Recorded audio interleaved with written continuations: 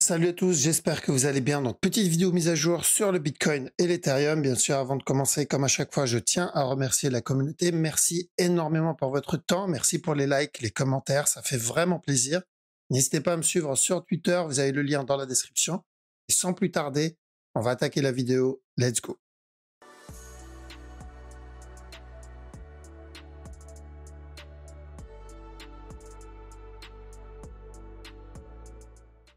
Alors, avant de commencer, donc ceux qui veulent apprendre la méthode, le Wave avec toutes les règles, les stratégies, les guides qui vont avec. Donc, il y a toujours la version Elite, c'est la plus complète, avec les accès aux cours, aux lives, aux groupes privés, aux Zoom, à la salle de marché, etc. Donc, celle-là, elle est toujours dispo. Et il y a la nouvelle version, celle qu'on m'a demandé plusieurs fois, donc une version un peu plus accessible, où on a accès à toutes les rediffs des lives et des cours qu'on fait, histoire d'apprendre la méthode à son rythme. Ok, donc pour ceux que ça intéresse, ceux qui attendaient ça, vous aurez le lien dans la description, le lien directement du site. Et sans plus tarder, on va attaquer l'analyse. Alors, donc on va commencer avec le Bitcoin. Donc BTC, on a eu le petit running flat, en tout cas le petit flat qu'on cherchait. Donc on voulait le petit A ici. Enfin, on a eu le A, on a eu une correction, on a dit s'il pète le top, on cherche un C et ensuite le buy. Donc ça, c'est fait. On a eu aussi le running au-dessus, le A là-dedans, le B, le C, et ensuite un push. Donc ceux qui ont pris ce trade, parce que je sais, il y en a qui ont pris et qui ont tenté ou le running interne ou le plus gros, et il est très important ici de commencer à prendre des TP et de break-even. Pourquoi? Parce que le move, et pas, bien sûr, ne pas sortir à 100%, parce que le mouvement en soi est encore plutôt bon pour de la hausse. Ce que je vous ai dit, tant qu'on reste dans cette zone, la structure est corrective. Donc on risque encore un autre plus bas. Mais s'il s'éloigne du top, le mouvement deviendra agressif. Donc on se rapprochera de ce qu'il a donné ici. Je pense que l'impulsion qu'on a obtenue, c'est un peu dû au fait que l'Allemagne a fini de vendre ses bitcoins et aussi probablement ce qui s'est passé aux États-Unis, ça a dû avoir un impact. Donc vu qu'on a eu cette impulsion, ce mouvement agressif, moi personnellement, je le considère plus comme un A. Maintenant, on n'est plus vraiment sur une correction. Alors, est-ce que ça change sur la structure daily? Non, daily, c'est toujours de l'achat. Daily, l'objectif, c'est toujours les 73 800, voire 74 000.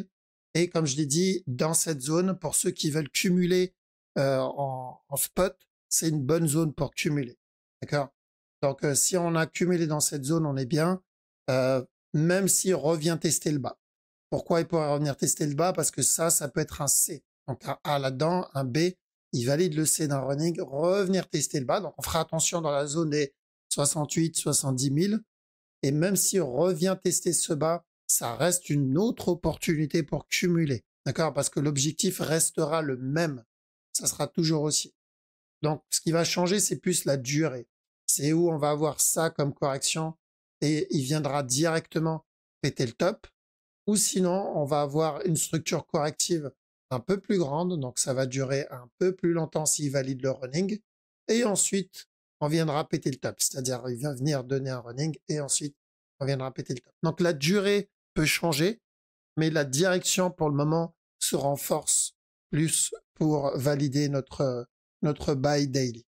Maintenant, pour ceux qui trade, voilà, c'est un peu plus compliqué. Pourquoi? Parce que si vous attendez un setup en 1 heure, il faut attendre un setup en 1 heure. Donc, on veut ça ou un peu plus grand que ça. Si je le vois corriger, j'ai mon opportunité pour prendre le trade minimum pour un running, comme j'ai dit.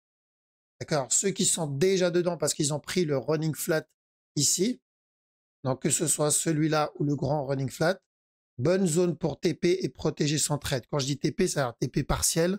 On protège le trade pour le laisser tourner au cas où on obtient le plus gros running. Donc, on fait attention. S'il monte, on vise pas tout de suite le top. D'accord? On vise minimum un running flat au cas où il prépare quelque chose de plus grand. Après, on a aussi ETH. Donc, ETH, c'est à peu près la même chose où il nous valide un flat terminé là-dedans. Le problème, c'est qu'il n'a pas cassé le bas. Donc, on se retrouvera avec un contracting. Dans ce cas-là, il viendra péter le top. Mais il y a très peu de chances pour un contracting. Donc, par sécurité, je préfère viser donc ça comme A, ça comme B. Pourquoi pas, s'il continue à push, de me donner un C. Et je vais devoir faire attention dans cette zone. Parce que s'il donne une structure plus grande comme Bitcoin, on reviendra tester le bas pour ensuite le buy. Donc, ceux qui cumulent, c'est très bien. Voilà, même si elle redonne à nouveau plus bas, c'est une autre opportunité. Mais pour ceux qui veulent trade le move, il va falloir faire attention dans ces zones-là. D'accord? Donc, si je le vois flag, là, je pourrais commencer à chercher mon buy sur ETH minimum pour un flat ici. D'accord? Donc, un A, un B, un C et ensuite un up. Et si au final il continue à push et nous valide un contracting, bon bah tant mieux. J'espère que non personnellement, mais voilà, l'idée c'est pas de viser le contracting flat parce que il y a peu de probabilité sur les contracting en général. D'accord? Donc ceux qui trade, ceux qui ont trade pardon le running flat parce qu'il y a un beau petit running flat en interne. Donc il y a eu ce A, il y a eu le B, un C pour de l'achat. Même chose que BTC, bonne zone pour prendre des TP partiels et mettre le reste en break-even. Donc on a commencé le move correctif ici, mais il s'est éloigné du top. D'accord? Et on sait que s'il s'éloigne du top, c'est que le mouvement prépare quelque chose de plus grand. Et là, pour moi, c'est plus une impulsion. BNB, alors BNB, c'est clairement pour nous, ce mouvement-là, c'est un A. On attend un B et ensuite un C si on veut de l'achat. D'accord? Le A, le B, le C si on veut de l'achat. Et on en est très loin pour le moment. BNB, ça va être vraiment de la petite time frame qu'il va falloir surveiller. Il a donné un beau petit running aussi, comme les autres. On pourrait avoir un autre plus grand. Alors, il y a eu le A, le B, le C, beau petit buy ici, validé avec un setup là-dedans. Donc, nickel. Maintenant, si je le vois me donner un drop, je tenterai encore un autre buy. D'accord? Là, il y a un petit running intéressant à tenter. Mais c'est tout. C'est vraiment juste pour ce mouvement-là. La structure supérieure, c'est encore trop tôt. Le DOT aussi, ça peut être intéressant. Alors, il y a certaines paires que je vais probablement changer. Donc, je vais voir ce que vous m'avez proposé. Je vais sûrement changer EGLD. Après, je verrai entre DOT et le VET à changer derrière. D'accord? Donc, le DOT, on a eu un beau petit flat là-dedans haussier. Donc, ça, c'est fait. Maintenant, je ferai attention à ça comme A, ce qu'il a donné comme B. Et à chaque nœud plus haut, je fais gaffe au C, valider le drop. Et tant qu'on n'a pas cassé le A, je cherche encore de l'achat. Donc, je vise un running flat sur le DOT. Un drop et ensuite encore un autre push. EGLD, alors le move qu'il donne en 15 minutes, c'est plutôt correctif. Ce qu'il donne là, donc même faire attention à ça. Mais tant qu'il reste en range dans cette zone, je serais pas étonné de le voir donner un plus bas. Même si c'est pour un plus gros flat. Est-ce que ça se tente? Pas vraiment. Franchement, ça en vaut pas la peine. Il y a des runnings beaucoup plus propres à tenter plus haut, ce qu'on avait vu précédemment. Donc, pas très intéressant, surtout que le risque de ce running est toujours là. Ce A, ce B, ce C. D'accord? Donc, je préfère rester en stand-by sur GLD. Litecoin, on a cassé le bas. On sait que sur la structure daily, on cherche plutôt de l'achat pour valider un regular flat ici et ensuite un up.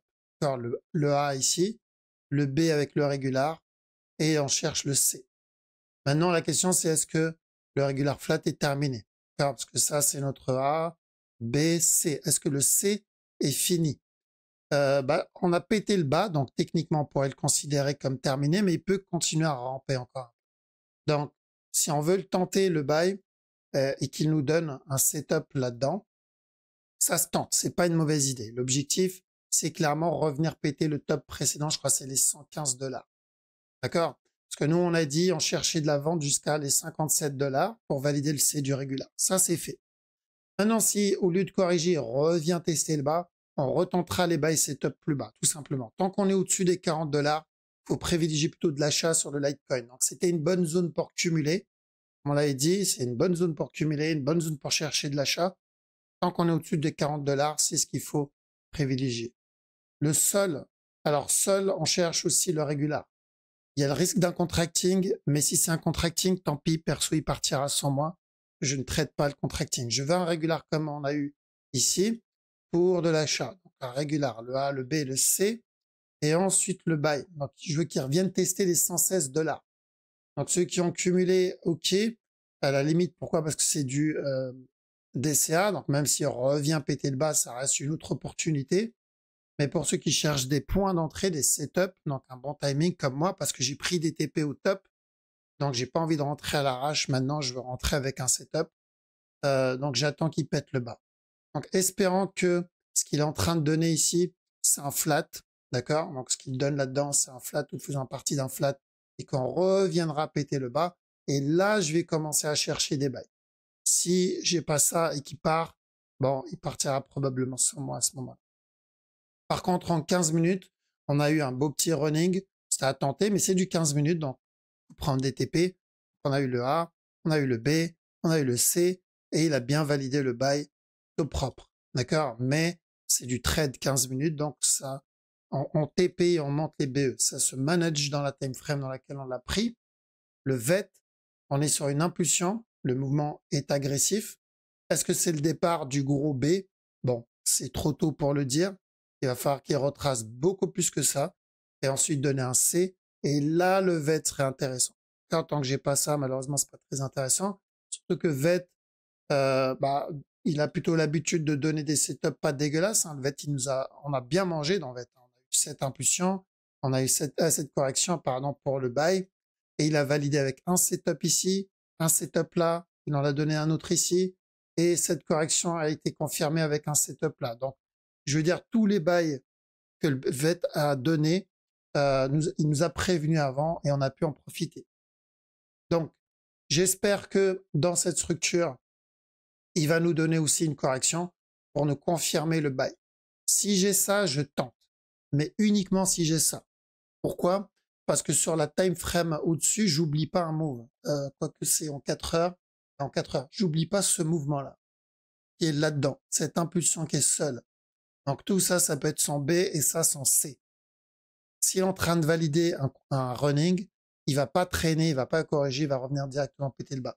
Donc j'ai besoin de cette correction pour qu'il me valide. Voilà, il me dit, écoute, je suis pas en train de faire ce running, je suis en train de confirmer le buy, comme là. Hop, comme ici. Là-dedans, là. Là. D'accord? J'ai besoin de ça. Donc vraiment beaucoup trop tôt sur le VET, on sait qu'on est en train de range et de corriger tout ce qu'il il est en train de donner et on est loin encore d'avoir commencé le B. D'accord, petit time frame, il n'y a pas grand chose non plus, l'impulsion a déjà commencé et je pense pas qu'on aura un running, je pense qu'il a déjà fait sur ce move. Je préfère focus BTC, ETH, BNB et DOT, hein, DOT qui est pas dégueulasse aussi s'il donne un running, ça pourrait être pas mal. Mais encore une fois, c'est de la petite time frame. D'accord? Voilà. Donc, on a fait le tour sur la crypto. Donc, pas de changement sur la direction daily. Bitcoin ETH, c'est toujours de l'achat. L'objectif, c'est toujours revenir péter le top daily. Là, c'est juste une histoire de timing. Donc, ceux qui cumulent, bon, bah, tranquille. On a eu l'opportunité de cumuler plus bas. S'il en donne une autre opportunité, on va recumuler plus bas. Mais pour ceux qui tradent aussi, il va falloir attendre un setup avant de rentrer. On rentre pas sur un mouvement agressif comme ça. Et ceux qui ont pris les setups 15 minutes, ceux qui tradent la petite time frame, il faut manager ce trade parce que rien n'indique la continuation. Il peut tant qu'on n'a pas corrigé en 1 heure, en fait, il peut très bien redonner encore un autre push. D'accord? Voilà, donc je vous laisse ici. Merci les amis d'avoir regardé la vidéo jusqu'au bout. Merci pour votre soutien. Pour ceux qui partent en vacances, bonnes vacances. Ceux qui reviennent de vacances, welcome back. Et je vous dis à la prochaine.